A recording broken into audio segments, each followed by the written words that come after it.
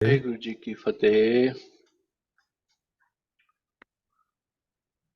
ਜਪਜੀ ਸਾਹਿਬ ਤੋਂ ਸ਼ੁਰੂ ਹੋ ਕੇ ਤੁਸੀਂ ਅਗਰ ਪੂਰੇ ਸ੍ਰੀ ਗੁਰੂ ਗ੍ਰੰਥ ਸਾਹਿਬ ਜੀ ਦੀ ਸਟੱਡੀ ਕਰੋ ਤਾਂ ਤੁਹਾਨੂੰ ਇੱਕ ਗੱਲ ਬੜੀ ਕਲੀਅਰ ਨਜ਼ਰ ਆਏਗੀ। ਉਹ ਹੈ ਕਿ ਗੁਰੂ ਸਾਹਿਬਾਨ, ਗੁਰੂ ਨਾਨਕ ਦੇਵ ਜੀ ਔਰ ਦੂਸਰੇ ਸਾਰੇ ਗੁਰੂ ਸਾਹਿਬਾਨ ਕੁਦਰਤ ਦੇ ਬਾਰੇ ਬਹੁਤ ਗੱਲ ਕਰਦੇ ਨੇ। ਸਾਰੇ ਹੀ ਇੰਜ ਲੱਗਦਾ ਕਿ ਜਿਸ ਤਰ੍ਹਾਂ ਕੁਦਰਤ ਦੇ ਨਾਲ ਬਹੁਤ ਪਿਆਰ ਕਰਦੇ ਨੇ, ਉਸ ਦੇ ਨਾਲ ਸੰਬੰਧਿਤ ਨੇ, ਉਸ ਤੋਂ ਪ੍ਰੇਰਣਾ ਵੀ ਲੈਂਦੇ ਨੇ ਔਰ ਦੂਸਰਿਆਂ ਨੂੰ ਸਮਾਜ ਨੂੰ, ਲੋਕਾਂ ਨੂੰ ਉਸ ਤੋਂ ਬਹੁਤ ਕੁਝ ਸਿੱਖਣ ਵਾਸਤੇ ਕਹਿੰਦੇ ਹਨ, ਡਾਇਰੈਕਟਲੀ ਵੀ ਇਨਡਾਇਰੈਕਟਲੀ ਵੀ। ਉਹ ਜਿਹੜੇ ਦੋ ਕੁਦਰਤੀ ਵਰਤਾਰੇ ਜਿਨ੍ਹਾਂ ਦੇ ਬਾਰੇ ਮੈਂ ਗੱਲ ਕਰਨ ਲੱਗਾ ਹਾਂ, ਉਹ ਦੋਨੋਂ ਆਪਸ ਵਿੱਚ ਜੁੜੇ ਹੋਏ ਵੀ ਹਨ ਔਰ ਉਹਨਾਂ ਦੇ ਬਾਰੇ ਜੋ ਭਰਮ ਭੁਲੇਖੇ ਵੀ ਦੁਨੀਆ ਦੇ ਵਿੱਚ ਹਨ, ਉਹਨਾਂ ਦਾ ਵੀ ਸੋਰਸ ਲਗਭਗ ਇੱਕੋ ਹੀ ਹੈ। ਪਰ ਅਸਲੀਅਤ ਕੀ ਹੈ ਔਰ ਗੁਰੂ ਸਾਹਿਬ ਕੀ ਕਹਿੰਦੇ ਹਨ, ਸਾਨੂੰ ਕੀ ਸਿੱਖਿਆ ਦਿੰਦੇ ਹਨ, ਉਸ ਦੇ ਬਾਰੇ ਮੈਂ ਤੁਹਾਡੇ ਨਾਲ ਥੋੜ੍ਹੀ ਜਿਹੀ ਸਾਂਝ ਪਾਉਣਾ ਚਾਹੁੰਦਾ। ਸੋ ਇਸ ਵਾਸਤੇ ਮੈਂ ਆਪਣਾ ਸਕਰੀਨ ਤੁਹਾਡੇ ਨਾਲ ਸ਼ੇਅਰ ਕਰਕੇ ਤੇ ਇਹ ਆਪਣੇ ਪੁਆਇੰਟ ਆਫ ਵਿਊ ਨੂੰ ਐਕਸਪਲੇਨ ਕਰਨਾ ਚਾਹਾਂਗਾ। ਸੋ ਮੇਰਾ ਟੌਪਿਕ ਤਾਂ ਹੈ ਸ੍ਰੀ ਗੁਰੂ ਗ੍ਰੰਥ ਸਾਹਿਬ ਵਿੱਚ ਕੁਦਰਤੀ ਵਰਤਾਰਿਆਂ ਬਾਰੇ ਕੁਝ ਵਿਸ਼ੇਸ਼ ਸ਼ਬਦ। ਸੋ ਇਸ ਦੇ ਉੱਤੇ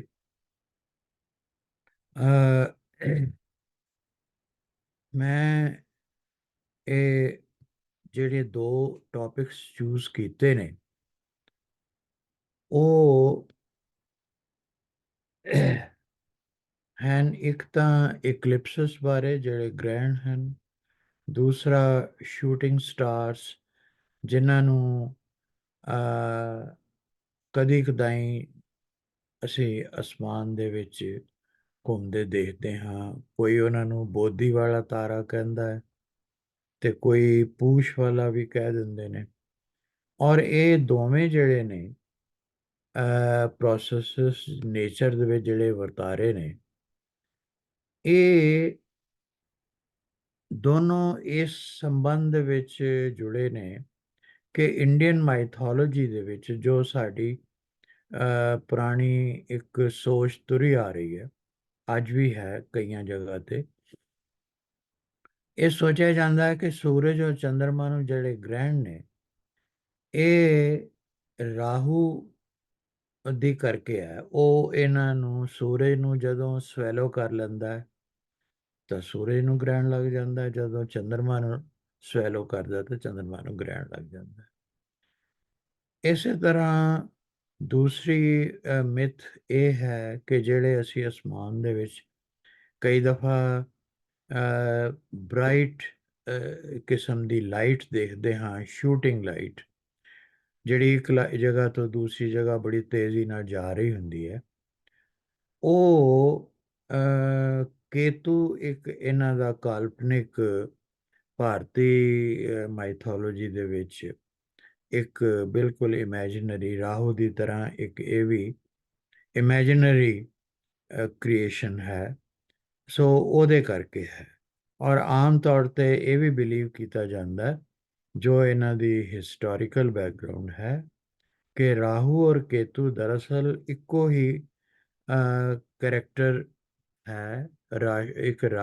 ਇੱਕ ਕਿਸਮ ਦਾ ਇੱਕ ਰਾਖਸ਼ਸ ਸੀ ਜਿਸ ਨੂੰ ਕਿ ਵਿਸ਼ਨੂੰ ਨੇ ਆਪਣੀ ਤਲਵਾਰ ਦੇ ਨਾਲ ਉਸ ਦਾ ਸਿਰ ਉਤਾਰਿਆ ਕਿਸੇ ਵਜ੍ਹਾ ਕਰਕੇ, ਔਰ ਇਹ ਦੋਨੋਂ ਉਹਦੇ ਸਿਰ ਰਾਹੂ ਬਣ ਗਿਆ, ਉਹਦਾ ਧੜ ਜਿਹੜਾ ਸੀ ਕੇਤੂ ਬਣ ਗਿਆ, ਔਰ ਇਹ ਭਟਕਦੇ ਫਿਰਦੇ ਨੇ। ਔਰ ਇਸ ਕਿਸਮ ਦੀਆਂ ਗ੍ਰੈਂਡ ਜਾਂ ਲਾਈਟਸ ਇਹਨਾਂ ਕਰਕੇ ਹੈ। ਇਹ ਇੱਕ ਇਹਦੀ ਬੈਕਗਰਾਉਂਡ ਹੈ। ਹੁਣ ਗੁਰਮਤ ਅਨੁਸਾਰ ਗ੍ਰਹਿਣ ਦਾ ਕੋਈ ਨੁਕਸਾਨ ਨਹੀਂ ਹੁੰਦਾ, ਪਰ ਸਾਡਾ ਜੋ ਮਾਈਥੋਲੋਜੀਕਲ ਵਿਚਾਰ ਹੈ। ਸਿੱਖਾਂ ਦਾ ਤੇ ਨਹੀਂ, ਪਰ ਸਿੱਖ ਪ੍ਰਭਾਵਿਤ ਜ਼ਰੂਰ ਨੇ ਇਹਨਾਂ ਗੱਲਾਂ ਤੋਂ, ਜਿਸ ਵਾਤਾਵਰਣ 'ਚੋਂ ਰਹਿੰਦੇ ਨੇ ਉਸ ਤੋਂ।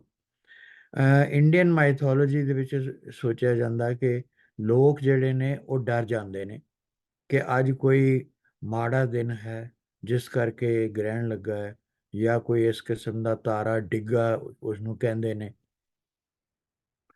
ਤਾਂ ਉਦਣ ਇਹ ਕਿਹਾ ਜਾਂਦਾ ਕਿ ਤੁਸੀਂ ਵਰਤ ਰੱਖੋ, ਖਾਣਾ ਨਾ ਬਣਾਓ, ਖਾਣਾ ਨਾ ਖਾਓ, ਤੀਰਥਾਂ ਦੇ ਉੱਤੇ ਜਾ ਕੇ ਇਸ਼ਨਾਨ ਕਰੋ, ਫਿਰ ਤੁਸੀਂ ਦਾਨ ਪੁੰਨ ਕਰੋ, ਤਾਂ ਫਿਰ ਤੁਸੀਂ ਇਹਨਾਂ ਦੇ ਜਿਹੜੇ ਮਾੜੇ ਪ੍ਰਭਾਵ ਨੇ ਉਹਨਾਂ ਤੋਂ ਬਚ ਸਕੋਗੇ। ਪਰ ਗੁਰੂ ਸਾਹਿਬ ਨੇ ਸਾਨੂੰ ਇਹ ਦੱਸਿਆ ਹੈ ਕਿ ਚੰਦ ਸੂਰਜ ਕੀ ਪਾਏ ਗੰਢ, ਇਹਨਾਂ ਦੋਨਾਂ ਦੇ ਵਿਚਕਾਰ ਇੱਕ ਸੰਬੰਧ ਹੈ, ਇੱਕ ਨੋਟ ਹੈ, which is formed between sun and the moon। ਇੱਕ ਕਿਸਮ ਦੀ ਗੰਢ ਕੁਦਰਤ ਵੱਲੋਂ ਪਈ ਹੋਈ ਹੈ। ਮੈਂ ਇਸ ਨੂੰ ਇੱਦਾਂ ਦੇਖਦਾ, ਜਾਂ ਆਪ ਵੀ ਸ਼ਾਇਦ ਮੇਰੇ ਨਾਲ ਸਹਿਮਤ ਰੱਖੋ, ਕਿ ਇਹ ਗੰਢ ਹੋਰ ਤੇ ਕੋਈ ਨਹੀਂ, ਇਹ ਤਾਂ ਇਹ ਗ੍ਰੈਵੀਟੇਸ਼ਨਲ ਫੋਰਸਿਸ ਨੇ ਜਿਹੜੇ ਇੱਕ ਦੂਜੇ ਨੂੰ ਉਹ ਅਟਰੈਕਟ ਕਰ ਰਹੇ ਨੇ। ਖਾਸ ਤੌਰ 'ਤੇ ਸੂਰਜ ਚੂੰਕਿ ਵੱਡਾ ਹੈ, ਇਸ ਕਰਕੇ ਉਹਦੀ ਗ੍ਰੈਵੀਟੇਸ਼ਨਲ ਅਟਰੈਕਸ਼ਨ ਜ਼ਿਆਦਾ ਹੈ।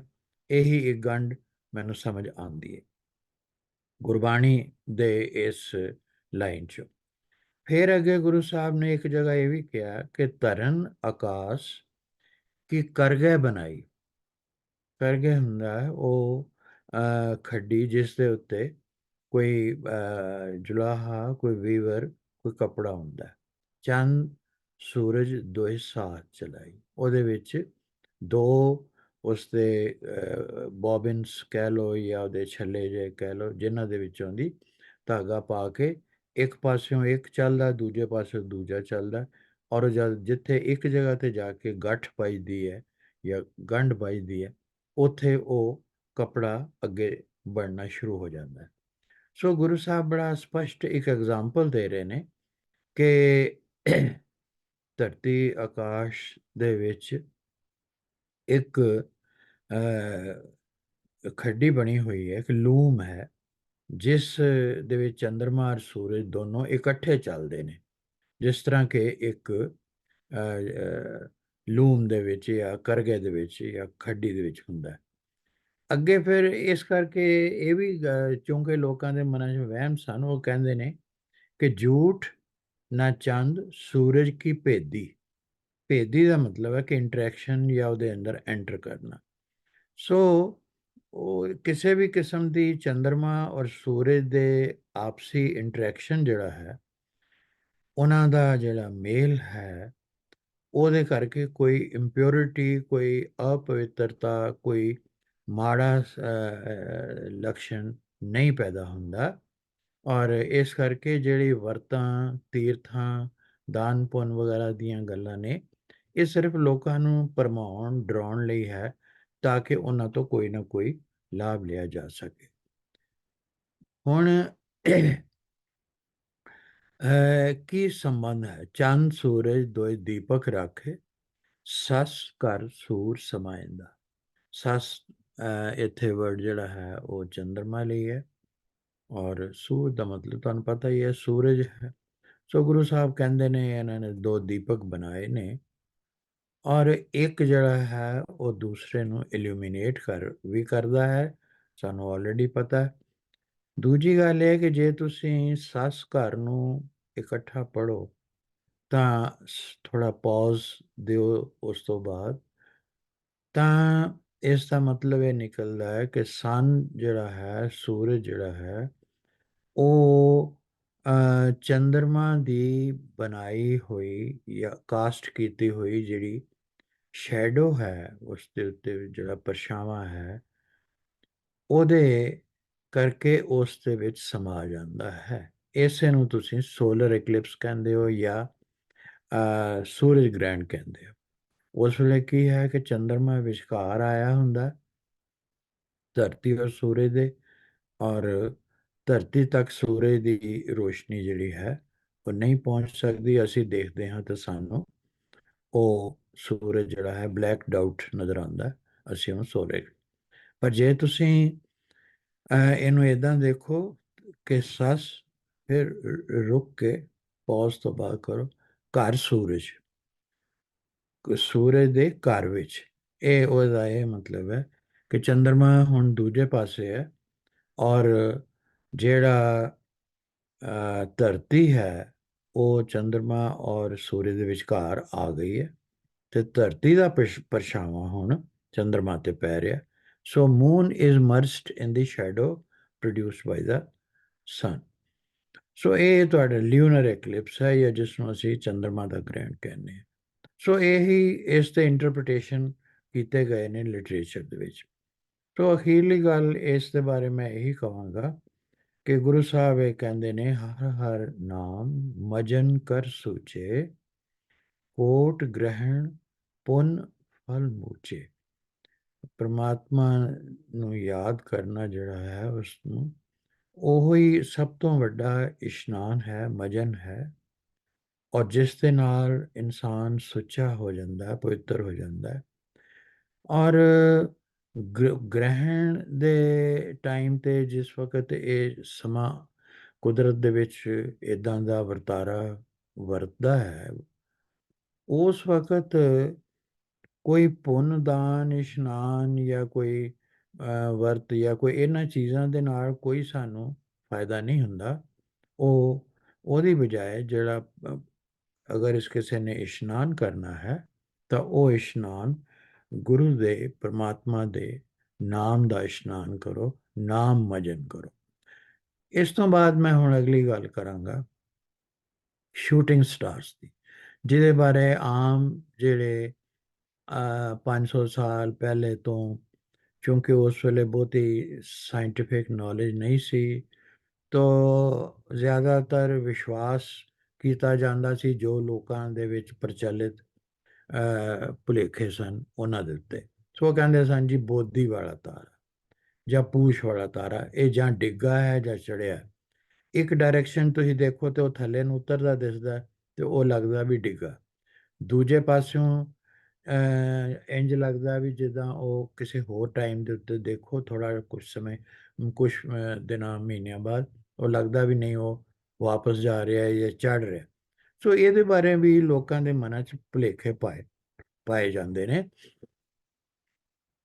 ਪਰ ਇੱਥੇ ਮੈਂ ਇਹ ਗੱਲ ਕਹਿਣਾ ਚਾਹਾਂਗਾ, ਇੱਕ ਕੁਐਸਚਨ ਇਹ ਹੈ ਕਿ ਇਹ ਸਟਾਰਸ ਨਹੀਂ ਹੈਗੇ।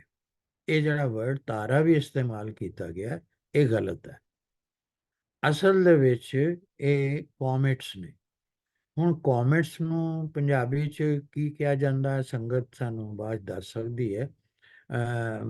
ਮੈਨੂੰ ਤਾਂ ਬਹੁਤਾ ਕਲੀਅਰ ਨਹੀਂ ਹੈ। ਸਿਰਫ ਹਿੰਦੀ ਦਾ ਨਾਂ ਇੱਕ ਮੈਨੂੰ ਪਤਾ ਹੈ ਕਿ ਇਸ ਨੂੰ ਧੂਮਕੇਤੂ ਕਹਿੰਦੇ ਨੇ, ਔਰ ਸਾਡਾ ਜਿਹੜਾ ਮਿਥਿਹਾਸ ਹੈ ਇੰਡੀਆ ਦਾ, ਉਹਦੇ ਮੁਤਾਬਕ ਇਹ ਕੋਈ ਮਹੂਰਤ ਚੰਗਾ ਨਹੀਂ ਸਮਝਿਆ ਜਾਂਦਾ ਕਿ ਜਿਸ ਦੇ ਵਿੱਚ ਕਿ ਕੇਤੂ ਦੀ ਜਿਹੜੀ ਪੂਛ ਹੈ ਉਹ ਦਿਸਦੀ ਹੈ। ਹੁਣ ਇਹ ਕੇਤੂ ਉਹੀ ਹੈ ਜਿਹੜਾ ਮੈਂ ਤੁਹਾਨੂੰ ਸ਼ੁਰੂ ਦੇ ਵਿੱਚ ਰਾਹੂ ਦਾ ਧੜ ਦੱਸਿਆ ਹੈ। ਰਾਹੂ ਜਿਹੜਾ ਹੈ ਉਹ ਰਾਖਸ਼ਸ ਦਾ ਸਿਰ ਕਿਹਾ ਜਾਂਦਾ ਹੈ, ਜਿਹੜਾ ਕਿ ਸੂਰਜ ਨੂੰ ਜਾਂ ਚੰਦਰਮਾ ਨੂੰ ਸਵੈਲੋ ਕਰ ਲੈਂਦਾ ਹੈ, ਔਰ ਜਦੋਂ ਉਹਨੂੰ ਗਰਮੀ ਬਹੁਤ ਲੱਗਦੀ ਹੈ ਉਹਦੇ ਸਰੀਰ ਦੇ ਅੰਦਰ, ਤਾਂ ਉਹਨੂੰ ਛੱਡ ਵੀ ਦਿੰਦਾ। ਉਹ ਹੈ ਰਾਹੂ। ਇਹ ਕੇਤੂ ਉਹਦਾ ਬਾਡੀ ਹੈ, ਉਸ ਦਾ ਧੜ ਕਹਿ ਲਓ ਜਾਂ ਟੌਰਸੋ, ਜੋ ਵੀ। ਸੋ ਉਹ ਇਹ ਕਹਿ ਰਹੇ ਨੇ ਆਮ ਤੌਰ ਉੱਤੇ ਇੰਡੀਅਨ ਜੋ ਮਾਈਥੋਲੋਜੀ ਹੈ, ਕਿ ਇਹ ਜਦੋਂ ਤਾਰਾ ਡਿੱਗਦਾ ਦਿਸਦਾ, ਜਿਹਨੂੰ ਅਸੀਂ ਤਾਰਾ ਕਹਿੰਦੇ ਹਾਂ ਜਾਂ ਕੋਮੇਟ ਹੈ, ਉਹ ਜਦੋਂ ਉਸ ਦੀ ਪੂਛ ਦਿਸਦੀ ਹੈ, ਤਾਂ ਇਸ ਕਿਸਮ ਦੀ ਪਿਕਚਰ ਜਿਸ ਤਰ੍ਹਾਂ ਦੀ ਮੈਂ ਤੁਹਾਨੂੰ ਸ਼ੋਅ ਕੀਤੀ ਹੈ, ਇਹ ਆਕਾਸ਼ ਦੇ ਵਿੱਚ ਨਜ਼ਰ ਆਉਂਦੀ। ਔਰ ਇਹ ਵਰਡ ਕੋਮੇਟ ਜਿਹੜਾ ਇਹਦਾ ਓਰੀਜਨ ਗ੍ਰੀਕ ਲੈਂਗੁਏਜ ਤੋਂ ਹੋਇਆ, ਜਿਸ ਦੇ ਵਿੱਚ ਕਿ ਉਹ ਇਸ ਨੂੰ ਹੈਰੀ ਸਟਾਰ ਕਹਿੰਦੇ ਨੇ, ਇੱਕ ਐਸਾ ਸਿਤਾਰਾ ਜਿਸ ਦੇ ਨਾਲ ਜਿਸ ਦੇ ਕੇਸ ਜਾਂ ਵਾਲ ਹੈਗੇ। ਸੋ ਇਹ ਬੈਕਗਰਾਉਂਡ ਮੈਂ ਹੁਣ ਤੁਹਾਨੂੰ ਦੱਸ ਕੇ ਇਹ ਦੱਸਣਾ ਚਾਹਾਂਗਾ ਕਿ ਕੋਮੇਟਸ ਕੀ ਨੇ, ਕਿਉਂਕਿ ਦਰਅਸਲ ਅੱਜ ਵੀ ਬਹੁਤ ਸਾਰੇ ਲੋਕਾਂ ਨੂੰ ਸ਼ਾਇਦ ਇਹ ਗੱਲ ਕਲੀਅਰ ਨਾ ਹੋਵੇ ਕਿ ਕੋਮੇਟ ਔਰ ਸਟਾਰ 'ਚ ਫਰਕ ਕੀ ਹੈ।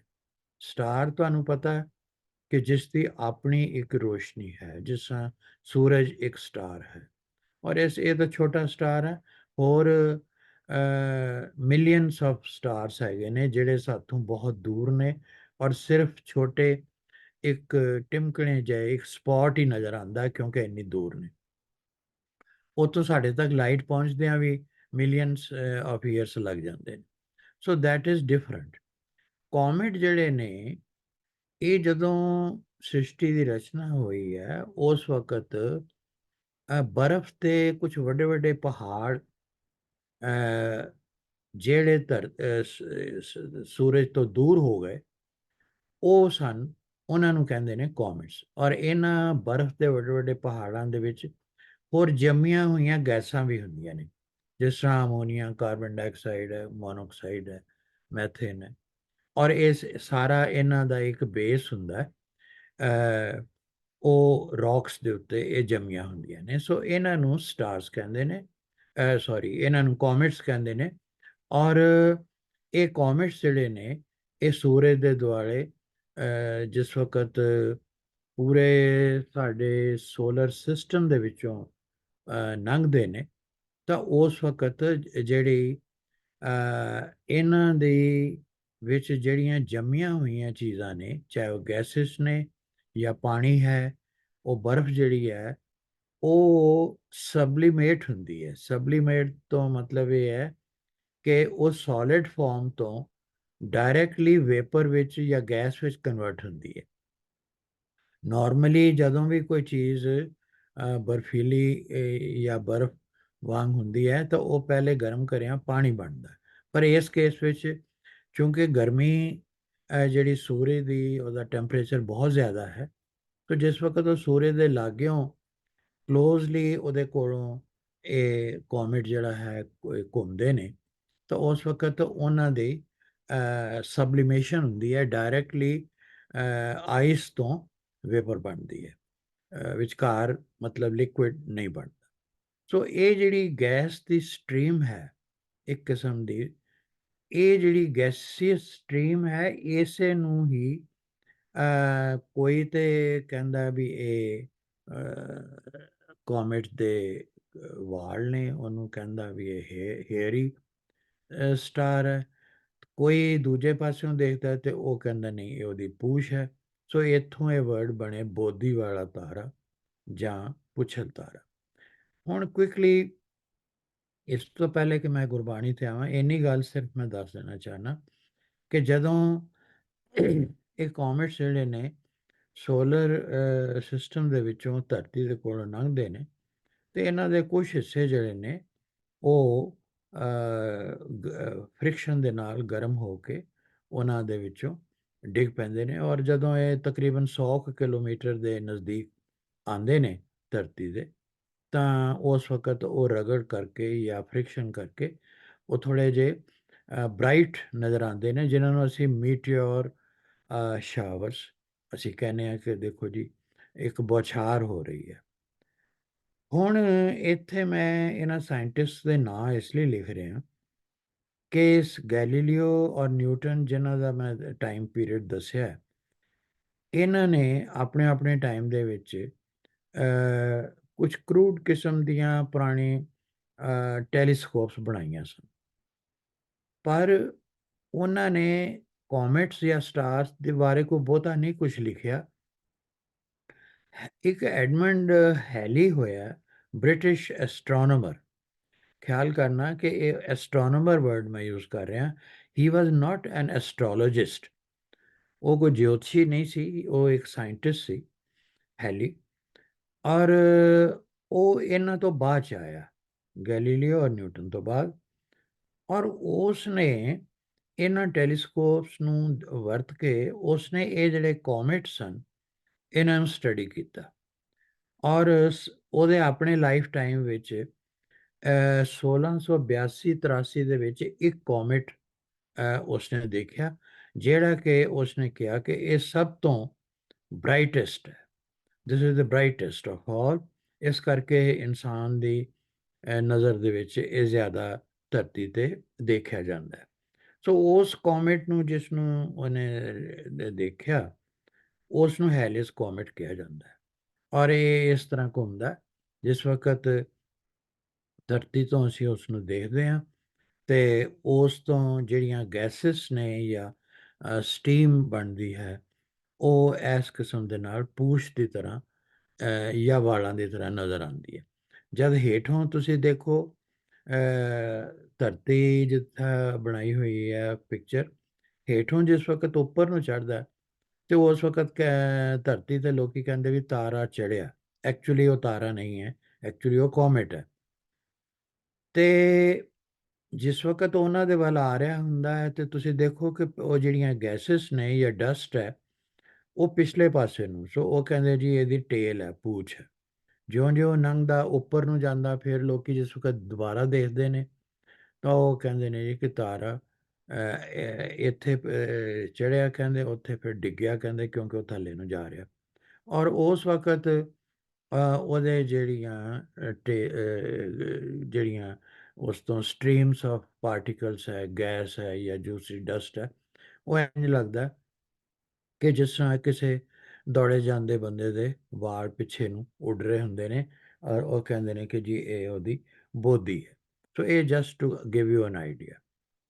ਹੁਣ ਇਹ ਜਿਹੜੇ ਸ਼ੂਟਿੰਗ ਸਟਾਰਸ ਨੇ ਜਾਂ ਐਕਚੁਅਲੀ ਜਿਹੜੇ ਕੋਮੇਟਸ ਨੇ, ਇਹਨਾਂ ਦੇ ਬਾਰੇ ਵੀ ਸਾਰੀ ਦੁਨੀਆ ਦੇ ਵਿੱਚ ਕਈ ਤਰ੍ਹਾਂ ਦੇ ਭੁਲੇਖੇ ਨੇ, ਕਈ ਕਿਸਮ ਦੇ ਵਿਸ਼ਵਾਸ ਨੇ। ਤੁਸੀਂ ਉਹਨਾਂ ਨੂੰ ਅੰਧ ਵਿਸ਼ਵਾਸ ਕਹਿ ਸਕਦੇ ਹੋ। ਜਿਸ ਤਰ੍ਹਾਂ ਗ੍ਰੀਕਸ ਔਰ ਰੋਮਨਸ ਜਿਹੜੇ ਸਨ, ਉਹ ਇਹ ਕਹਿੰਦੇ ਸਨ ਕਿ ਜਦੋਂ ਜਿਹੜੇ ਉਹਨਾਂ ਦੇ ਗੋਡਸ ਸਨ, ਉਹ ਗੁੱਸੇ ਵਿੱਚ ਹੁੰਦੇ ਸਨ ਧਰਤੀ ਦੇ ਉੱਤੇ ਰਹਿਣ ਵਾਲੇ ਲੋਕਾਂ ਦੇ ਬਾਰੇ, ਤਾਂ ਉਦੋਂ ਕੋਈ ਨਾ ਕੋਈ ਅਨਰਥ, ਕੋਈ ਮਾੜਾ ਘਟਨਾ ਹੁੰਦੀ ਸੀ।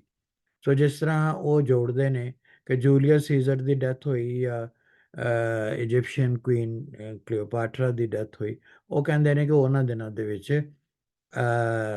ਰੋਮਨਸ ਔਰ ਇਹਨਾਂ ਦਾ ਇਹ ਵਿਸ਼ਵਾਸ ਹੈ ਕਿ ਇਸ ਕਿਸਮ ਦੇ ਕੋਮੇਟ ਦੇਖੇ ਗਏ ਸੀ। ਸੋ ਦੂਜੇ ਕਈ ਮੁਲਕਾਂ 'ਚ ਇਹ ਸੋਚਿਆ ਜਾਂਦਾ ਹੈ ਕਿ ਇਹ ਭਟਕਦੀਆਂ ਆਤਮਾਵਾਂ ਨੇ, ਜਿਹੜੇ ਦੁਨੀਆ ਦੇ ਉੱਤੇ ਪਹਿਲੇ ਬੰਦੇ ਹੋਏ ਨੇ। ਕਈਆਂ ਦਾ ਤੇ ਉਹ ਕਹਿੰਦੇ ਨੇ ਕਿ ਜੀ ਆਤਮਾ ਸ਼ਾਂਤ ਹੋ ਗਈ, ਤੇ ਜਿਨ੍ਹਾਂ ਦੀ ਨਹੀਂ ਹੋਈ ਉਹ ਭਟਕਦੀਆਂ ਨੇ। ਔਰ ਇਹ ਬੜੀਆਂ ਨੈਸ਼ ਨੇ, ਓਮੀਨਸ ਨੇ। ਇਹ ਨਾ ਸਿਰਫ ਗ੍ਰੀਕ ਔਰ ਰੋਮਨ ਕਲਚਰ ਦੇ ਵਿੱਚ, ਜਿਹਦਾ ਮੈਂ ਇੱਕ ਐਗਜ਼ਾਮਪਲ ਹੀ ਦਿੱਤਾ, ਬਲਕਿ ਆਲਮੋਸਟ ਆਲ ਓਵਰ ਦੀ ਵਰਲਡ ਇਹਨਾਂ ਦੇ ਬਾਰੇ ਇੱਦਾਂ ਦੇ ਮਾੜੇ ਵਿਚਾਰ ਪ੍ਰਚਲਿਤ ਨੇ। ਹੁਣ ਆਓ ਹੈਲੀ ਦੇ ਕੋਮੇਟ ਬਾਰੇ। ਮੈਂ ਇਸ ਤਰ੍ਹਾਂ ਕਿਹਾ ਵੀ ਇਹ ਬ੍ਰਾਈਟੈਸਟ ਹੈ, ਔਰ ਇਹਦੇ ਬਾਰੇ ਹਰ ਬੰਦੇ ਨੂੰ ਧਰਤੀ 'ਤੇ ਜਿਹੜਾ ਵੀ ਇਸ ਪਾਸੇ ਦਾ ਖਿਆਲ ਕਰਦਾ ਉਹਦੇ ਨੂੰ ਪਤਾ ਲੱਗਦਾ। ਬਾਕੀ ਹੋਰ ਹਜ਼ਾਰਾਂ ਕੋਮੇਟਸ ਹੈਗੇ ਨੇ, ਲੇਕਿਨ ਉਹਨਾਂ ਦਾ ਸਾਨੂੰ ਘੱਟ ਗਿਆਨ ਹੈ, ਕਿਉਂਕਿ ਉਹ ਬੜੇ ਮੱਧਮ ਨੇ, ਸਾਨੂੰ ਨਜ਼ਰ ਵੀ ਨਹੀਂ ਆਉਂਦੇ। ਇਹ ਜਿਹੜਾ ਹੈਲੀ ਨੇ ਡਿਸਕਵਰ ਕੀਤਾ, ਉਸਨੇ ਇਹ ਦੇਖਿਆ ਕਿ ਇਹ ਹਰ 76 ਈਅਰਸ, 76 ਸਾਲ ਬਾਅਦ ਦੁਬਾਰਾ ਧਰਤੀ ਤੋਂ ਨਜ਼ਰ ਆਉਂਦਾ। ਇਹ ਉਸ ਦਾ ਟਾਈਮ ਪੀਰੀਅਡ ਹੈ। ਤੇ ਉਹਨੇ ਇੱਕ ਖਾਸ ਗੱਲ ਜਿਹੜੀ ਨੋਟ ਕੀਤੀ, ਉਹਨੇ ਪਿਛਲੇ ਰਿਕਾਰਡ ਜਿਹੜੇ ਦੇਖੇ, ਤਾਂ ਉਹਨੇ ਕਿਹਾ ਵੀ ਅਗਸਤ 1531 ਦੇ ਵਿੱਚ ਵੀ ਇਹ ਵੇਖਿਆ ਗਿਆ।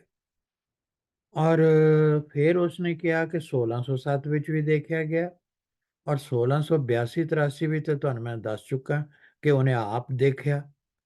ਪਿਛਲਾ ਰਿਕਾਰਡ ਤਾਂ ਉਹਨੇ ਚਲੋ 1531 1607 ਵਾਸਤੇ ਸੀ, ਰਿਕਾਰਡ ਸੀ। ਖੁਦ ਉਸਨੇ 1682-83 ਦੇਖਿਆ।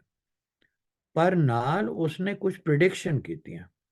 ਇਹ ਪ੍ਰਿਡਿਕਸ਼ਨ ਉਹਨੇ ਮੈਥਮੈਟੀਕਲ ਕੈਲਕੂਲੇਸ਼ਨ ਦੇ ਬੇਸ ਦੇ ਉੱਤੇ ਕੀਤੀਆਂ, ਕਿਉਂਕਿ ਜਿਸ ਤਰ੍ਹਾਂ ਮੈਂ ਤੁਹਾਨੂੰ ਦੱਸਿਆ ਕਿ ਹੀ ਵਾਜ਼ a scientist and a mathematician, ਔਰ ਉਸਨੇ ਉਹ ਐਨ ਐਸਟ੍ਰੋਨੋਮਰ, ਔਰ ਉਹ ਕੋਈ ਅੰਧ ਵਿਸ਼ਵਾਸ ਵਾਲੀ ਗੱਲ ਨਹੀਂ ਸੀ। ਉਹਨੇ ਪ੍ਰੋਪਰ ਕੈਲਕੂਲੇਸ਼ਨ ਕਰਕੇ ਦੱਸਿਆ ਕਿ 1758 'ਚ ਵੀ ਆਏਗਾ, ਪਰ ਉਦੋਂ ਉਹ ਆਪ ਦੁਨੀਆ ਤੋਂ ਜਾ ਚੁੱਕਾ ਸੀ।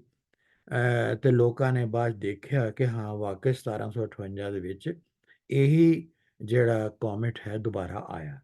ਉਸਨੇ ਇਹ ਵੀ ਪ੍ਰੈਡਿਕਸ਼ਨਸ ਕੀਤੀਆਂ ਸਨ ਕਿ ਇਸ ਤੋਂ 76 ਸਾਲ ਬਾਅਦ 1834 'ਚ ਆਏਗਾ, फिर 76 साल बाद 1910 ਚ ਆਏਗਾ, ਔਰ ਫਿਰ 1985-86 ਚ ਵੀ ਆਏਗਾ। ਇਹਨੂੰ ਮੈਂ ਜ਼ਿਆਦਾ ਇੰਪੋਰਟੈਂਸ ਇਸ ਲਈ ਦਿੰਦਾ ਕਿ ਦਿਸ ਵਾਸ ਦੀ ਲਾਸਟ ਟਾਈਮ ਕਿ ਜਦੋਂ ਲੋਕਾਂ ਨੇ ਧਰਤੀ ਦੇ ਉੱਤੇ ਇਸ ਨੂੰ ਧਰਤੀ ਤੋਂ ਦੇਖਿਆ। ਜਦੋਂ ਇਹ ਅਪਰੋਚ ਕਰ ਰਿਹਾ ਸੀ, ਉਹ ਨਵੰਬਰ 1985 ਦੇ ਵਿੱਚ ਮਾਰਨਿੰਗ ਵੇਲੇ ਦੱਸਿਆ, ਔਰ ਜਦੋਂ ਇਹ ਚੱਕਰ ਕੱਟ ਕੇ ਵਾਪਸ ਜਾ ਰਿਹਾ ਸੀ, ਤੇ ਉਸ ਵਕਤ ਜਨਵਰੀ ਫਰਵਰੀ 1986 ਵਿੱਚ ਈਵਨਿੰਗਸ ਵਿੱਚ ਦੱਸਿਆ। ਔਰ ਇਸ ਹਿਸਾਬ ਨਾਲ ਜੇ ਤੁਸੀਂ ਨੈਕਸਟ ਦੇਖੋ ਤੇ 76 ਈਅਰਸ ਜਿਹੜੇ ਨੇ ਜਿਸੇ ਬੀਤ ਜਾਣਗੇ 1985-86 ਤੋਂ ਬਾਅਦ, ਤਾਂ ਇਹ 2062 ਦੇ ਵਿੱਚ ਦਿਸੇਗਾ। ਹੋ ਸਕਦਾ ਤੁਹਾਡੇ ਚੋਂ ਕੁਝ ਬੰਦੇ ਦੇਖ ਸਕਣ। ਇਹ ਜਿਹੜਾ 1985-86 ਦਾ ਸੀ ਪ੍ਰੈਡਿਕਸ਼ਨ ਸੀ, ਜਿਸ ਨੂੰ ਮੈਂ ਕਹਿ ਰਿਹਾ ਕਿ ਲਾਸਟ ਸੀਨ ਸੀ ਹੈਲੀਜ਼ ਕੋਮੇਟ, ਇਹ ਅਸੀਂ ਵੀ ਦੇਖਿਆ ਅੰਮ੍ਰਿਤਸਰ ਉਸ ਵਕਤ ਮੇਰੇ ਬੱਚੇ ਔਰ ਮੈਂ ਸਾਰਿਆਂ ਨੇ ਅਸੀਂ ਦੇਖਿਆ, ਔਰ ਇਹ ਉਸ ਵਕਤ ਨੇਕਡ ਆਈ ਨਾਲ ਵੀ ਦੇਖਿਆ ਜਾ ਸਕਦਾ ਸੀ ਔਰ ਟੈਲੀਸਕੋਪ ਦੇ ਨਾਲ। ਸੋ ਇਸ ਕਰਕੇ ਹੁਣ ਅਸੀਂ ਇਸ ਨੂੰ ਦੇਖਾਂਗੇ ਕਿ ਇਹਦਾ ਅੱਗੇ ਗੁਰਬਾਣੀ 'ਚ ਜ਼ਿਕਰ ਕਿਸ ਤਰ੍ਹਾਂ ਆਉਂਦਾ ਹੈ।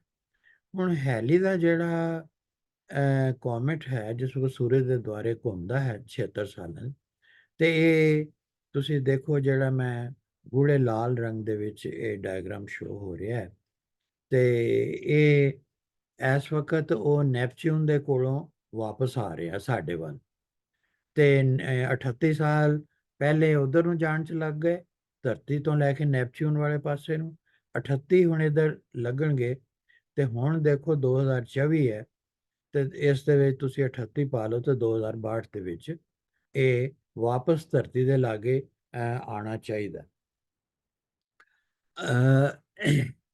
ਔਰ ਜਿਸ ਵਕਤ ਤੁਸੀਂ ਰਾਈਟ ਸਾਈਡ ਤੇ ਦੇਖੋ ਸੂਰਜ ਦੇ ਕੋਲੋਂ ਇਹ ਲੰਘਦਾ ਹੈ, ਤੇ ਉੱਤੋਂ ਦੀ ਚੱਕਰ ਲਾ ਕੇ ਜਦ ਵਾਪਸ ਆਉਂਦਾ, ਤੇ ਆਉਣ ਲੱਗਿਆ ਇਹ ਲੱਗਦਾ ਹੈ ਕਿ ਸਾਨੂੰ ਵੀ ਇਹਦੀ ਪੂਛ ਇਨ ਬਣੀ ਹੋਈ ਹੈ, ਤੇ ਜਾਣ ਲੱਗਿਆ ਸਾਨੂੰ ਲੱਗਦਾ ਇਹਦੇ ਵਾਲ ਖਿਲਰੇ ਹੋਏ ਨੇ, ਔਰ ਲੋਕੀ ਇਹਨੂੰ ਹੇਅਰ ਹੀ ਕਹਿੰਦੇ ਨੇ। ਸੋ ਹੁਣ ਆਓ ਕਿ ਇਹ ਸਾਰੀ ਬੈਕਗਰਾਉਂਡ ਮੈਂ ਆਪ ਜੀ ਨੂੰ ਇਸ ਲਈ ਦੱਸੀ ਹੈ ਕਿਉਂਕਿ ਇਹਦੇ ਬਗੈਰ ਇਹ ਗੱਲ ਸਾਨੂੰ ਸਮਝਣ ਵਿੱਚ ਥੋੜੀ ਮੁਸ਼ਕਲ ਆ ਸਕਦੀ ਸੀ, ਤੇ ਮੈਂ ਉਹਨੂੰ ਕਲੀਅਰ ਕਰਨ ਲਈ ਮੈਂ ਇਹ ਤੁਹਾਨੂੰ ਬੈਕਗਰਾਉਂਡ ਦੱਸੀ ਹੈ। ਸ੍ਰੀ ਗੁਰੂ ਗ੍ਰੰਥ ਸਾਹਿਬ ਦੇ ਵਿੱਚ ਸਿਰਫ ਇੱਕ ਜਗ੍ਹਾ ਦੇ ਉੱਤੇ ਇਸ ਗੱਲ ਦਾ ਜ਼ਿਕਰ ਆਉਂਦਾ ਹੈ, ਜਿਸ ਦੇ ਵਿੱਚ ਇੱਕ ਵਰਡ ਆਉਂਦਾ ਤਾਰਾ। 1110 ਪੇਜ ਦੇ ਉੱਤੇ ਗੁਰੂ ਸਾਹਿਬ ਨੇ ਤੁਖਾਰੀ ਰਾਗ 'ਚ ਲਿਖਿਆ, ਉਹ ਸ਼ਬਦ ਆਪ ਜੀ ਦੇ ਸਾਹਮਣੇ ਹੈ। ਜਿਹੜਾ ਰੈਲੇਵੈਂਟ ਪਾਰਟ ਹੈ ਮੈਂ ਉਸ ਨੂੰ ਹਾਈਲਾਈਟ ਕੀਤਾ, ਤਾਰਾ ਚੜਿਆ ਲੰਮਾ। ਤਾਰਾ ਦੇ ਬਾਰੇ ਮੈਂ ਹੇਠਾਂ ਤੁਸੀਂ ਦੇਖੋ ਇੱਕ ਨੋਟ ਦਿੱਤਾ ਕਿ ਗੁਰੂ ਸਾਹਿਬ ਨੇ ਆਮ ਲੋਕਾਂ ਨੂੰ ਸਮਝਾਉਣ ਲਈ ਇਹ ਵਰਡ ਤਾਰਾ ਯੂਜ਼ ਕੀਤਾ ਹੈ, ਲਿਖਿਆ। ਕਿਉਂ? ਕਿਉਂਕਿ ਅੱਜ ਤੋਂ 500 ਸਾਲ ਪਹਿਲੇ ਤਾਰੇ ਔਰ ਕੋਮੇਟ ਦਾ, ਸਟਾਰ ਔਰ ਕੋਮੇਟ ਦਾ ਜਿਹੜਾ ਡਿਫਰੈਂਸ ਹੈ, ਉਹ ਆਮ ਕਿਸੇ ਸਧਾਰਨ ਵਿਅਕਤੀ ਨੂੰ ਬਿਲਕੁਲ ਨਹੀਂ ਹੋ ਸਕਦਾ। ਸਿਰਫ ਕੋਈ ਐਸਟ੍ਰੋਨੋਮਰ ਜਾਂ ਬਹੁਤ ਹਾਈਲੀ ਐਜੂਕੇਟਿਡ ਸਾਇੰਟਿਸਟ ਜਾਂ ਕੋਈ ਐਸਟ੍ਰੋਨੋਮਰ ਜਾਂ ਮੈਥਮੈਟੀਸ਼ੀਅਨ ਹੀ ਕਹਿ ਸਕਦਾ ਕਿ what is the difference. In fact ਅੱਜ ਵੀ ਬਹੁਤ ਸਾਰੇ ਲੋਕਾਂ ਨੂੰ ਸ਼ਾਇਦ ਇਹਦਾ ਨਾ ਪਤਾ ਹੋਵੇ। ਈਵਨ ਕਈ ਪੜ੍ਹੇ ਲਿਖੇ ਲੋਕ ਵੀ ਜਿਹੜੇ ਨੇ, ਔਰ ਮੈਂ ਇੰਡੀਆ 'ਚ ਦੇਖਿਆ ਕਿ ਕਈ ਸਾਇੰਟਿਸਟ ਵਗੈਰਾ ਵੀ ਜਿਹੜੇ ਨੇ, ਉਹ ਵੀ ਇਹੀ ਸੋਚੀ ਜਾਂਦੇ ਨੇ ਕਈ ਵਾਰੀ ਕਿ ਨਹੀਂ ਇਹ ਕੋਈ ਮਾੜਾ ਤਾਰਾ, ਹਾਲਾਂਕਿ ਦੇ ਸ਼ੁੱਡ ਨੋ ਕਿ it's not a star, it's a comet. Anyway ਉਹਨੂੰ ਛੱਡੋ, ਹੁਣ ਤੁਸੀਂ ਇਹ ਸ਼ਬਦ ਨੂੰ ਦੇਖੋ ਕਿ ਤਾਰਾ ਚੜਿਆ ਲੰਮਾ ਦਾ ਕੀਮਤ ਅੱਗੇ ਮੈਂ ਦੱਸਾਂਗਾ। ਗੁਰੂ ਸਾਹਿਬ ਅੱਗੇ ਫਰਮਾਉਂਦੇ ਨੇ, ਕਿਉਂ ਨਜ਼ਰ ਨਿਹਾਲਿਆ ਮੈਂ ਕਿਸ ਤਰ੍ਹਾਂ ਦੇਖਾਂ, ਸੇਵਕ ਪੂਰ ਕਰਮਾ ਸਤਗੁਰ ਸ਼ਬਦ ਦਿਖਾ ਲਿਆ। ਗੁਰੂ ਦੇ ਸ਼ਬਦ ਨਾਲ ਦੇਖਿਆ ਜਾਂਦਾ ਹੈ, ਔਰ ਗੁਰ ਸ਼ਬਦ ਦਿਖਾ ਲਿਆ, ਸੱਚ ਸਮਾ ਲਿਆ। ਅਹਨਿਸ ਦੇਖ ਵਿਚਾਰ, ਦਿਨ ਔਰ ਰਾਤ ਮੈਂ ਉਸ ਨੂੰ ਦੇਖਦਾ ਹਾਂ ਔਰ ਉਸ ਨੂੰ ਮੈਂ ਵਿਚਾਰ ਕਰਦਾ ਹਾਂ। ਤਾਰਾ ਨੂੰ ਜਾਂ ਕੋਮੇਟ ਨੂੰ ਉਹ ਇੱਥੇ ਐਜ਼ ਇਹ ਫਿਗਰ ਆਫ ਸਪੀਚ ਕਹਿ ਲਓ ਜਾਂ ਐਜ਼ ਐਨ ਐਗਜ਼ਾਮਪਲ ਹੀ ਕਹਿ ਲਓ, ਉਹ ਵਰਤ ਰਹੇ ਨੇ, ਲੇਕਿਨ ਗੱਲ ਉਹ ਰੂਹਾਨੀਅਤ ਦੀ ਕਰ ਰਹੇ ਨੇ।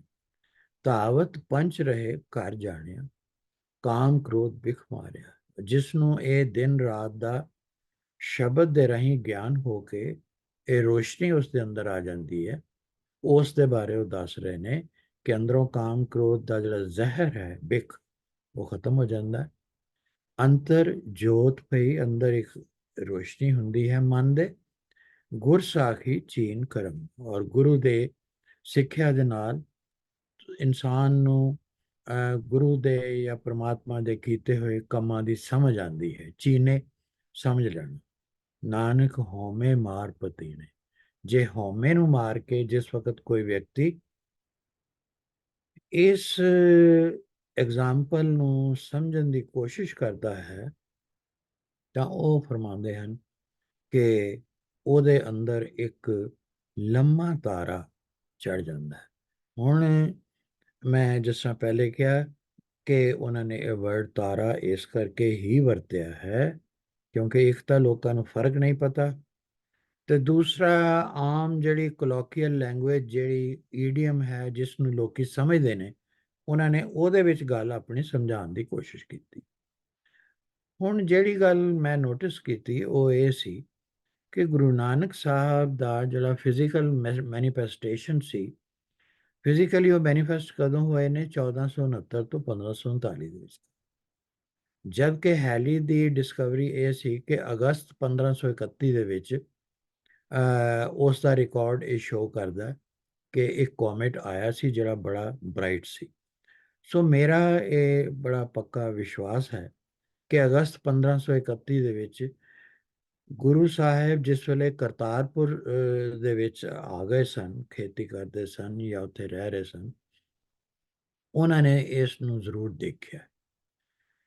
ਕਿਉਂ ਦੇਖਿਆ ਜ਼ਰੂਰ ਮੈਂ ਵਰਡ ਯੂਜ਼ ਕਰ ਰਿਹਾ? ਕਿਉਂਕਿ ਗੁਰੂ ਸਾਹਿਬ ਕੁਦਰਤ ਦੇ ਲਾਗੇ ਸਨ। ਜਿਸ ਤਰ੍ਹਾਂ ਮੈਂ ਸ਼ੁਰੂਆਤ ਹੀ ਇੱਥੋਂ ਗੱਲ ਕੀਤੀ ਸੀ ਕਿ ਸਾਰੇ ਗੁਰੂ ਸਾਹਿਬਾਨ ਜਿਹੜੇ ਨੇ, ਉਹਨਾਂ ਨੇ ਸ੍ਰੀ ਗੁਰੂ ਗ੍ਰੰਥ ਸਾਹਿਬ ਵਿੱਚ ਕੁਦਰਤ ਨੂੰ ਹੀ ਆਪਣੀ ਹਰ ਗੱਲ ਦਾ ਇੱਕ ਆਧਾਰ ਬਣਾਇਆ ਹੈ। ਔਰ ਗੁਰੂ ਸਾਹਿਬ ਕੋਈ ਅੰਦਰ ਕਿਸੇ ਕਮਰੇ ਦੇ ਵਿੱਚ ਕੋਈ ਲੁਕ ਕੇ ਜਾਂ ਛਿਪ ਕੇ ਕੁਦਰਤ ਤੋਂ ਸੌਣ ਦਾ ਤਾਂ ਕੋਈ ਸੰਭਾਵਨਾ ਨਹੀਂ ਹੈ। ਉਸ ਅਗਸਤ ਦਾ ਮਹੀਨਾ ਹੈ, ਉਸ ਵਕਤ ਗਰਮੀ ਸੀ, ਔਰ ਆਮ ਲੋਕੀ ਪੰਜਾਬ ਵਿੱਚ ਗਰਮੀਆਂ ਦੇ ਵਿੱਚ ਜਾਂ ਆਪਣੇ ਛੱਤਾਂ ਤੇ ਜਾਂ ਵਿਹੜਿਆਂ ਤੇ ਜਾਂ ਖੁੱਲੀ ਜਗ੍ਹਾ ਦੇ ਉੱਤੇ ਸੌਂਦੇ ਨੇ। ਸੋ ਗੁਰੂ ਸਾਹਿਬ ਜਿਨ੍ਹਾਂ ਨੂੰ ਕੁਦਰਤ ਦੇ ਨਾਲ ਇੰਨੀ ਅਟੈਚਮੈਂਟ ਸੀ, ਸੋ ਆਬਵੀਅਸਲੀ ਉਹ ਵੀ ਅਗਸਤ ਦੇ ਗਰਮੀ ਦੇ ਮਹੀਨੇ 'ਚ 1531 ਵਿੱਚ ਬਾਹਰ ਖੁੱਲੀ ਜਗ੍ਹਾ ਦੇ ਉੱਤੇ ਹੋਣਗੇ, ਚਾਹੇ ਸਵੇਰ ਸੀ ਜਾਂ ਸ਼ਾਮ ਸੀ। ਸੋ ਉਸ ਵਕਤ ਜਿਹੜੀ ਉਹ ਇਹ ਕਹਿੰਦੇ ਨੇ ਕਿ ਤਾਰਾ ਚੜਿਆ ਲੰਮਾ, ਸੋ ਤਾਰੇ ਦੀ ਤੇ ਗੱਲ ਹੋ ਗਈ ਕਿ ਉਹ ਕੋਮੇਟ ਸੀ, ਉਹਨਾਂ ਨੇ ਗੁਰੂ ਸਾਹਿਬ ਨੇ ਉਸ ਨੂੰ ਦੇਖਿਆ। ਪਰ ਇੱਕ ਵਰਡ ਆਂਦਾ ਹੈ ਲੌਂਗ, ਲੰਮਾ। ਲੰਮਾ ਕਿਉਂ ਕਿਹਾ? ਇਸ ਬਾਰੇ ਤੁਸੀਂ ਆਪ ਸੋਚੋ ਕਿ ਜਿਹੜੇ ਸਟਾਰਸ ਨੇ ਉਹ ਤਾਂ millions of light years, in fact not only years but even light years ਸਾਥੋਂ ਦੂਰ ਨੇ, ਔਰ ਉੱਥੋਂ ਤੱਕ ਤੋਂ ਰੋਸ਼ਨੀ ਸਾਡੇ ਕੋਲ ਆਉਂਦਿਆਂ ਵੀ ਕਈ ਵਾਰੀ ਇੰਨਾ ਸਮਾਂ ਲੱਗਦਾ ਹੈ ਕਿ ਸਾਡੀ ਜ਼ਿੰਦਗੀ ਬੀਤ ਜਾਂਦੀ ਹੈ ਔਰ ਉਹ ਤੁਰੀ ਹੋਈ ਲਾਈਟ ਸਾਡੇ ਤੱਕ ਨਹੀਂ ਪਹੁੰਚਦੀ। ਸੋ ਉਹ ਜਿਹੜੇ ਸਟਾਰਸ ਨੇ ਉਹ ਤਾਂ ਇੱਕ ਸਪੌਟ ਹੈ, ਇੱਕ ਛੋਟਾ ਜਿਹਾ ਬਿੰਦੀ ਹੈ। ਉਹ ਕੋਈ ਲੰਮਾ ਵਰਡ ਉਹਦੇ ਲਈ ਨਹੀਂ ਯੂਜ਼ ਕੀਤਾ ਜਾ ਸਕਦਾ। It can not be called a long star, it's only a bright spot. ਔਰ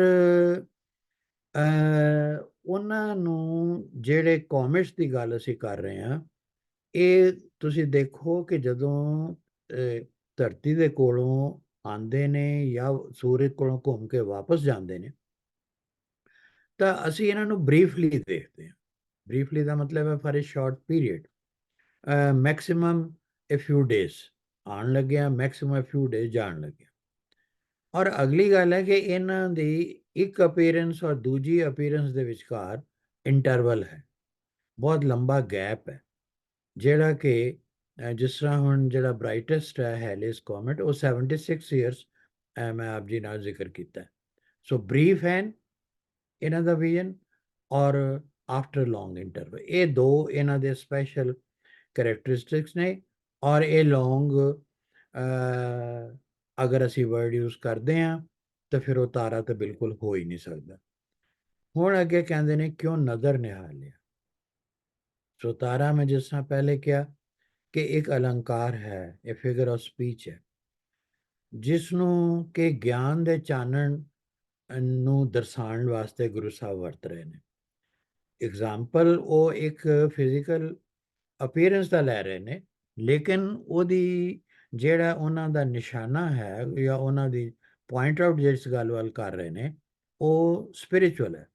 ਔਰ ਉਹ ਗੁਰੂ ਸਾਹਿਬ ਕਹਿੰਦੇ ਨੇ ਕਿ ਗਿਆਨ ਦੇ ਚਾਨਣ ਦਾ ਜਿਹੜਾ ਤਾਰਾ ਹੈ, ਇਨਫੈਕਟ ਉਹ ਕੋਮੇਟ ਹੈ, ਉਹ ਲੰਮਾ ਹੈ। ਉਹਦੇ ਨਾਲ ਦੇਖਣ ਵਾਲੇ ਨੂੰ ਕੋਈ ਵਾੜ ਜਾਂ ਉਸਦੀ ਪੂਛ ਨਜ਼ਰ ਆਉਂਦੀ। ਆਮ ਤੌਰ 'ਤੇ ਲੋਕੀ ਇਹਦਾ ਜਿਹੜਾ ਤਰਜਮਾ ਕਰਦੇ ਨੇ, ਬਹੁਤ ਸਾਰੇ ਬੁੱਕਸ ਦੇ ਵਿੱਚ ਜੋ ਮੈਂ ਪੜ੍ਹਿਆ, ਕੁਛ ਲੋਕਾਂ ਨਾਲ ਮੈਂ ਡਿਸਕਸ ਵੀ ਕੀਤਾ, ਉਹ ਕਹਿੰਦੇ ਨੇ ਕਿ ਲੰਮਾ ਦਾ ਮਤਲਬ ਵੱਡਾ ਹੈ। ਨਹੀਂ, ਆਈ ਡੂ ਨਾਟ ਐਗਰੀ। ਲੰਮਾ ਦਾ ਮਤਲਬ ਵੱਡਾ ਨਹੀਂ ਹੈ। ਅਗਰ ਵੱਡਾ ਹੀ ਕਹਿਣਾ ਹੁੰਦਾ ਤੇ ਗੁਰੂ ਸਾਹਿਬ ਦੇ ਕੋਲ ਵੋਕੈਬਲਰੀ ਦੀ ਕੋਈ ਕਮੀ ਨਹੀਂ ਸੀ। ਉਹ ਤਾਰਾ ਚੜ੍ਹਿਆ ਤੋਂ ਬਾਅਦ ਵੱਡਾ ਜਾਂ ਕੋਈ ਉਹਦਾ ਇਕੁਇਵਲੈਂਟ ਵਰਡ ਯੂਜ਼ ਕਰ ਸਕਦੇ ਸੀ, ਉਹਨੇ ਨਹੀਂ ਵਰਤਿਆ। ਉਹਨਾਂ ਵਰਡ ਯੂਜ਼ ਕੀਤਾ ਲੰਮਾ। ਸੋ ਲੰਮਾ ਦਾ ਮਤਲਬ ਹੈ ਇਲੋਂਗੇਟਿਡ, ਲੌਂਗ। ਇਹਦਾ ਮਤਲਬ ਹੈ ਕਿ definitely if it was long, it must be the comet, the Halley's comet, seen by him in August 1531. ਹੋਰ ਇਹਦਾ ਕੋਈ ਇੰਟਰਪ੍ਰੀਟੇਸ਼ਨ ਉਹਨਾਂ ਦੀ ਆਬਜ਼ਰਵੇਸ਼ਨ ਦਾ ਯਾਨੀ ਇੰਟਰਪ੍ਰੀਟੇਸ਼ਨ ਨਹੀਂ ਹੋ ਸਕਦਾ ਜੋ ਉਹਨਾਂ ਨੇ ਫਿਜ਼ੀਕਲੀ ਆਬਜ਼ਰਵ ਕੀਤਾ। ਹਾਂ, ਉਹਨਾਂ ਦਾ ਜਿਹੜਾ ਆਬਜੈਕਟਿਵ ਹੈ ਉਹ ਅਲੱਗ ਹੈ। ਸੋ ਆਬਜੈਕਟਿਵ ਜਿਹੜਾ ਹੈ ਉਹ ਉਸ ਨੂੰ ਤਾਰੇ ਨੂੰ ਜਾਂ ਕੋਮੇਟ ਨੂੰ ਗਿਆਨ ਦੇ ਚਾਨਣ ਦੇ ਨਾਲ ਕੰਪੇਅਰ ਕਰਦੇ ਨੇ, ਔਰ ਫਿਰ ਉਸ ਨੂੰ ਇੱਕ ਵੱਡਾ ਸੋਮੇ ਦੇ ਤੌਰ 'ਤੇ, ਇੱਕ ਸੋਰਸ ਦੇ ਤੌਰ 'ਤੇ ਗੱਲ ਕਰਦੇ ਨੇ। ਉਹ ਸੋਰਸ ਹੋਰ ਕੀ ਹੋ ਸਕਦਾ ਗਿਆਨ ਦਾ ਚਾਨਣ ਦਾ? ਪਰਮਾਤਮਾ। ਉਹ ਕਹਿੰਦੇ ਜਦੋਂ ਉਸ ਦੀ ਨਜ਼ਰ ਜਾਂ ਮਿਹਰ ਹੋਵੇ, ਨਜ਼ਰ ਆਮ ਤੌਰ 'ਤੇ ਮਿਹਰ ਦੀ ਨਜ਼ਰ ਜਾਂ ਉਸਦੀ ਦਇਆ ਦ੍ਰਿਸ਼ਟੀ ਜਿਹਨੂੰ ਅਸੀਂ ਕਹਿੰਦੇ, ਉਹ ਹੋਵੇ ਤਾਂ ਉਸ ਦੇ ਬਗੈਰ ਕੋਈ ਵੀ ਇਸ ਨੂੰ ਕਿਸ ਤਰ੍ਹਾਂ ਦੇਖ ਸਕਦਾ ਹੈ। ਇਹ ਉਸ ਦਾ ਇੱਕ ਇੰਟਰਪ੍ਰੀਟੇਸ਼ਨ ਮੈਂ ਜੋ ਐਗਜ਼ਿਸਟਿੰਗ ਹੈ ਉਸ ਨੂੰ ਥੋੜ੍ਹਾ ਮੋਡੀਫਾਈ ਕਰਕੇ ਆਪ ਦੇ ਸਾਹਮਣੇ ਪੇਸ਼ ਕੀਤਾ। ਹੁਣ ਇਸ ਨੂੰ ਥੋੜ੍ਹਾ ਜਿਹਾ ਫਰਦਰ ਐਨਾਲਾਈਜ਼ ਕਰੋ। ਗੁਰਮਤ ਜਿਹੜੀ ਹੈ, ਜੋ ਗੁਰਬਾਣੀ ਦੇ ਵਿੱਚ ਜੋ ਸਿੱਖਿਆ ਹੈ, ਉਹ ਜਿਸ ਤਰ੍ਹਾਂ ਮੈਂ ਕਿਹਾ ਉਹ ਉਹਦੀ ਇੱਕ ਸਪਿਰਿਚੁਅਲ ਮੈਸੇਜ ਹੈ।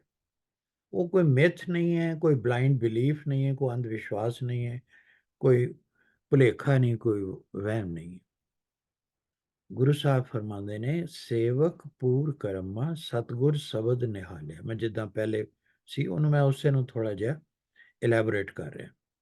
ਪੂਰੇ ਕਰਮਾਂ ਵਾਲੇ ਸੇਵਕ ਨੂੰ ਸੇਵਕ ਪੂਰ ਕਰਮਾ, ਕੁਛ ਲੋਕ ਕਹਿੰਦੇ ਨੇ ਕਿ ਪੂਰਬਲੇ ਕਰਮਾ, ਪਰ ਮੈਨੂੰ ਲੱਗਦਾ ਹੈ ਕਿ ਪੂਰੇ ਕਰਮਾਂ ਵਾਲਾ ਇਹ ਜਿਹੜਾ ਸੇਵਕ ਹੈ ਜਿਹਦੇ ਕੰਮ ਉਸ ਹੁੰਦੇ ਨੇ, ਕਰਮ ਚੰਗੇ ਨੇ। ਤੁਸੀਂ ਵੀ ਆਪਣਾ ਓਪੀਨੀਅਨ ਦੇ ਸਕਦੇ ਹੋ। ਚੰਗੇ ਜਾਂ ਪੂਰੇ ਕਰਮਾਂ ਵਾਲੇ, ਭਾਗਾਂ ਵਾਲਾ ਜਿਹੜਾ ਕਹਿ ਸਕਦੇ ਹੋ, ਜਾਂ ਚੰਗੀ ਸੋਚ ਵਾਲਾ ਜਿਹੜਾ ਸੇਵਕ ਹੈ, ਉਸ ਨੂੰ ਸਤਗੁਰ ਸ਼ਬਦ ਦਿਖਾ ਲਿਆ। ਸੱਚਾ ਜਿਹੜਾ ਗੁਰੂ ਹੈ ਉਹ ਸ਼ਬਦ ਰਾਹੀਂ ਇਹ ਗਿਆਨ ਦਾ ਚਾਨਣ ਦਿਖਾਉਂਦਾ ਹੈ। ਗੁਰ ਸ਼ਬਦ ਦਿਖਾ ਲਿਆ, ਸੱਚ ਸਮਝ ਲਿਆ, ਅਹਨਿਸ ਦੇਖ ਵਿਚਾਰਿਆ। ਜਿਸ ਤਰ੍ਹਾਂ ਮੈਂ ਪਹਿਲੇ ਕਿਹਾ, ਅਹਨਿਸ ਦਾ ਮਤਲਬ ਹੁੰਦਾ ਰਾਤ ਔਰ ਦਿਨ। ਉਹ ਜਿਸ ਨੂੰ ਗੁਰੂ ਦੇ ਸ਼ਬਦ ਦੇ ਨਾਲ ਇਹ ਚਾਨਣ ਮਿਲਦਾ ਹੈ, ਉਹ ਸੱਚ ਨੂੰ ਅੰਦਰ ਸਮਾ ਕੇ ਗੁਰ ਸ਼ਬਦ ਗਿਆਨ ਜਿਹੜਾ ਹੈ ਉਸ ਨੂੰ ਦਿਨ ਔਰ ਰਾਤ ਦੇਖਦਾ ਹੈ ਤੇ ਵਿਚਾਰਦਾ ਹੈ। ਹੁਣ ਇੱਥੇ ਤੁਸੀਂ ਜਿਹੜੀ ਮੈਂ ਪਿਛਲੇ ਸਲਾਈਡ 'ਚ ਗੱਲ ਕੀਤੀ ਉਹਦੇ ਵੱਲ ਧਿਆਨ ਦਿਓ। ਦਿਨ ਰਾਤ ਦੇਖਦਾ ਹੈ। ਉੱਥੇ ਅਸੀਂ ਕਿਹਾ ਕਿ ਜਿਹੜਾ ਕੋਮੇਟ ਹੈ ਉਹ ਇੱਕ ਥੋੜ੍ਹੇ ਜਿਹੇ ਸਮੇਂ ਦੇ ਲਈ ਦਿਸਦਾ ਹੈ, ਔਰ ਡੇ ਟਾਈਮ ਦੇ ਵਿੱਚ ਇਨਫੈਕਟ ਉਹ ਨਹੀਂ ਦਿਸਦਾ, ਕਿਉਂਕਿ ਸੂਰਜ ਦੀ ਲਾਈਟ ਇੰਨੀ ਬ੍ਰਾਈਟ ਹੁੰਦੀ ਹੈ ਕਿ ਉਸ ਦੇ ਵਿੱਚ ਉਹ ਦਿਨੇ ਤਾਂ ਦਿਸਦਾ ਹੀ ਨਹੀਂ। ਹਾਂ, ਅਰਲੀ ਮਾਰਨਿੰਗ ਜਾਂ ਲੇਟ ਥੋੜਾ ਈਵਨਿੰਗ ਸ਼ਾਰਟ ਪੀਰੀਅਡਸ ਲਈ ਦਿਸਦਾ ਹੈ। ਸੋ ਐਹਨਿਸ ਜਿਹੜਾ ਹੈ ਇਹ ਗੁਰੂ ਦਾ ਗਿਆਨ ਹੈ, ਜਿਹੜੇ ਗੁਰੂ ਦੇ ਸ਼ਬਦ ਤੋਂ ਮਿਲਦਾ ਹੈ, ਔਰ ਇਹ ਕੋਈ ਟ੍ਰਾਂਜ਼ਿਟਰੀ ਜਾਂ ਸ਼ਾਰਟ ਲਿਵਡ ਨਜ਼ਾਰਾ ਜਾਂ ਨਹੀਂ ਹੈ ਕਿ ਜਿਸ ਨੂੰ ਕਹਿੰਦੇ ਇਹ ਫਲੈਸ਼ ਇਨ ਦਾ ਪੈਨ, ਉਹ ਨਹੀਂ ਹੈ। ਅੱਗੇ ਕਹਿੰਦੇ ਨੇ ਧਾਵਤ ਪੰਚ ਰਹੇ ਘਰ ਜਾਣਿਆ, ਕਾਮ ਕ੍ਰੋਧ ਬਿਖ ਮਾਰਿਆ। ਉਸ ਦੀ ਜਿਹੜੀ ਭਟਕਣਾ ਹੈ ਇਨਸਾਨ ਦੀ, ਇਹੋ ਜਿਹੇ ਵਿਅਕਤੀ ਦੀ ਜਿਸ ਦੇ ਅੰਦਰ ਗੁਰੂ ਸ਼ਬਦ ਦਾ ਗਿਆਨ ਦਾ ਚਾਨਣ ਹੋ ਜਾਂਦਾ, ਉਹਦੇ ਸਾਰੇ ਜਿਹੜੇ ਇੰਦਰੇ ਨੇ, ਉਸ ਦੇ ਜਿਹੜੇ ਕੌਂਟੈਕਟਸ ਨੇ ਵਿਦ ਦੀ ਵਰਲਡ, ਉਹ ਭਟਕਣਾ ਤੋਂ ਉਹ ਪੰਜੇ ਜਿਹੜੇ ਨੇ ਉਹ ਦੂਰ ਹੋ ਜਾਂਦੇ ਨੇ, ਭਟਕਣਾ ਮੁੱਕ ਜਾਂਦੀ ਹੈ, ਔਰ ਉਹਨਾਂ ਦੇ ਅੰਦਰੋਂ ਜਿਹੜੇ ਜ਼ਹਿਰੀਲੇ ਵਿਚਾਰ ਨੇ ਉਹ ਖਤਮ ਹੋ ਜਾਂਦੇ ਨੇ। ਔਰ ਅੰਤਰ ਜੋਤ ਪਈ ਗੁਰ ਸਾਖੀ ਚੀਨੇ ਰਾਮ ਕਰਮ। ਔਰ ਜਿਸ ਵਕਤ ਇਹ ਰੋਸ਼ਨੀ ਪੈਦਾ ਹੁੰਦੀ ਹੈ ਤਾਂ ਗੁਰੂ ਸਾਹਿਬ ਇਹ ਕਹਿੰਦੇ ਨੇ ਗੁਰੂ ਦੀ ਸਿੱਖਿਆ ਤੋਂ, ਜੋਤ ਜਿਹੜੀ ਹੈ ਉਹ ਸਦੀਵੀ ਹੈ। ਸਦੀਵੀ ਦਾ ਮਤਲਬ ਹੈ ਕੰਟੀਨਿਊਸ, ਉਹਦੇ ਵਿੱਚ ਫਿਰ ਕੋਈ ਇੰਟਰਵਲ ਨਹੀਂ ਹੈ। ਇਹ ਨਹੀਂ ਹੈ ਕਿ ਉਹ ਅਗਲੇ ਹੁਣ 76 ਸਾਲ ਤੋਂ ਬਾਅਦ ਫੇਰ ਆਏਗਾ ਤੇ ਉਹਨਾਂ ਚਿਰ ਹਨੇਰਾ ਰਹੇਗਾ, ਨਹੀਂ। ਜਿਸ ਦੀ ਭਟਕਣਾ ਮੁੱਕ ਗਈ, ਗੁਰੂ ਦੇ ਸ਼ਬਦ ਦਾ ਗਿਆਨ ਹੋ ਗਿਆ, ਉਹਦਾ ਚਾਨਣ ਸਦੀਵੀ ਹੋ ਗਿਆ, ਉਸ ਨੂੰ ਗੁਰੂ ਦੀ ਸਿੱਖਿਆ ਦੇ ਨਾਲ ਪਰਮਾਤਮਾ ਦੇ ਕੰਮਾਂ ਦੀ ਸਮਝ ਆ ਗਈ ਕਿ ਕੋਈ ਵੀ ਕੰਮ ਜਿਹੜਾ ਹੋ ਰਿਹਾ ਉਹਦੇ ਹੁਕਮ ਦੇ ਵਿੱਚ ਉਹਦੀ ਅਸਲੀਅਤ ਕੀ ਹੈ। ਉਹਨਾਂ ਨੇ ਇਹ ਹੈ ਇਸ ਦਾ ਜੋ ਅਰਥ ਹੈ। ਅੱਗੇ ਆਂਦਾ ਅਖੀਰ ਤੇ ਇੱਕ ਸ਼ਬਦ ਬਥੇਰਾ ਲਮੇਰਾ ਹੈ, ਔਰ ਮੈਂ ਸਾਰਾ ਡਿਸਕਸ ਨਹੀਂ ਕਰ ਰਿਹਾ। ਨਾਨਕ ਹਉਮੈ ਮਾਰ ਪਤੀਣੇ ਤਾਰਾ ਚੜਿਆ। ਸੇਵਕ ਜਿਸ ਦੀ ਪਿੱਛੇ ਡਿਸਕ੍ਰਿਪਸ਼ਨ ਉਹਨਾਂ ਦਿੱਤੀ ਹੈ ਕਿ ਉਹਦੇ ਵਿੱਚ ਕੀ ਗੁਣ ਔਰ ਕਿਸ ਤਰ੍ਹਾਂ ਦੀ ਉਹਨੂੰ ਸੋਝੀ ਹੁੰਦੀ, ਉਹ ਫਿਰ ਜਦੋਂ ਉਸਨੂੰ ਸਮਝ ਆ ਜਾਂਦੀ ਹੈ ਨਾ, ਗਿਆਨ ਹੋ ਜਾਂਦਾ, ਤਾਂ ਉਹ ਆਪਣਾ ਹੰਕਾਰ ਉਹਦੇ ਅੰਦਰੋਂ ਮੁੱਕ ਜਾਂਦਾ ਹੈ। ਹੰਕਾਰ ਉਸ ਬੰਦੇ 'ਚ ਹੀ ਹੁੰਦਾ ਜਿਹਨੂੰ ਸਮਝ ਨਹੀਂ ਹੁੰਦੀ,